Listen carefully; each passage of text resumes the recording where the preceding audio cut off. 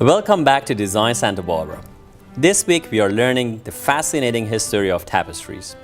Please join us as we look at some more beautiful works of art.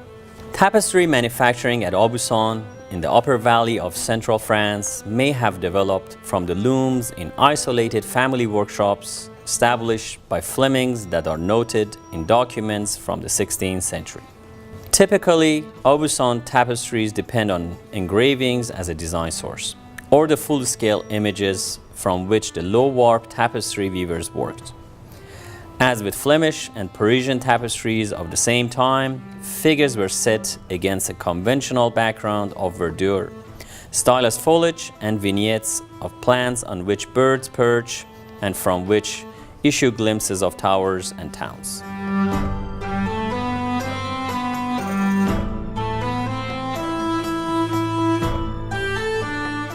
This beautiful piece is a Buscan tapestry. Buscan is a region, central France. It's like about 150 miles south of Paris. They made a lot of these beautiful tapestries that they survived because they valued them so much as wall hangings in France. This particular one is a little bit different than the norm we get. Usually they have dark green, dark blue foliages. This particular one has a bluish tint with a little bit of a purple in it. The gold is predominant in here. That's the natural silk, and design is very romantic. You're looking at a little castle, little river running there, the lake with the birds in it, and the crane is a staple of this type of tapestry. However, it's kind of unusual at the same time because you have these mythical creatures that they come from the sea, and you have the romantic birds. Unusual thing again is the signature that this one has. It says Buscan on it, and is in great shape. Usually what happened with this tapestry is they lost their borders, and I will show you another sample of what happens with them.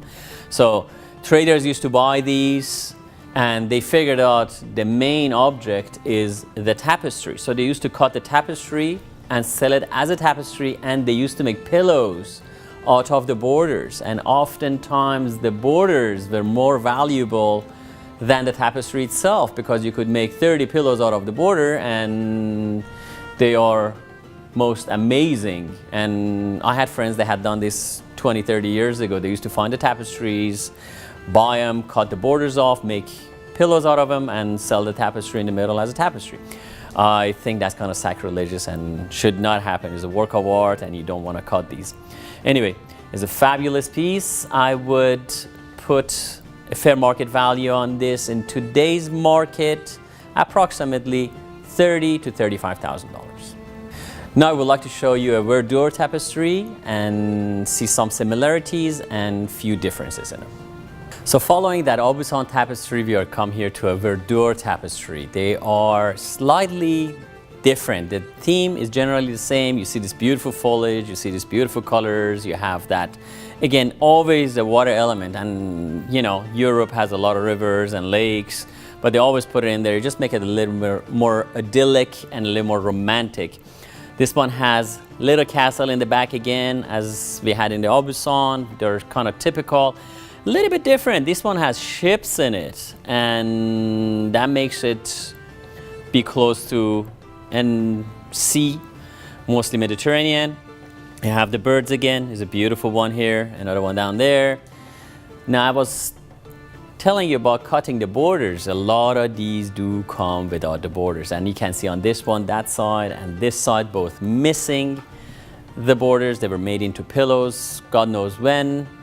This particular one has sewn some of its borders. I suspect those perhaps were cut and stored before they make pillows out of it, or they were not wide enough to make pillows, so they sewn back to it.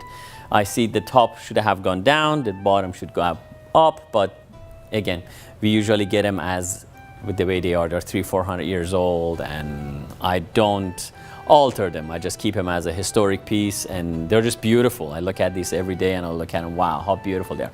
This particular one, again, is a lot coarser than that Abusan we saw.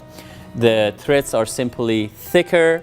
It has the same material. It is the wool, and then you have the silk that is lighter colors. This one has quite a lot of restoration. I can show you some areas, like this area is restored. You can see the lighter colors here. There have been stitchings. These are old materials, and certain pieces, they have not been cared as much as the important pieces. Like I showed you at the beginning, that was a Flemish piece, and that has been restored and been taken care of over the centuries. Although it is older, it's in better shape. This particular one has some repairs and restoration, which is not uncommon, but it knocks off some of the value of the tapestry. Fair market value of this particular tapestry between $10,000 to $15,000. When we come back, we will learn more about this incredible textile art form. Please join us.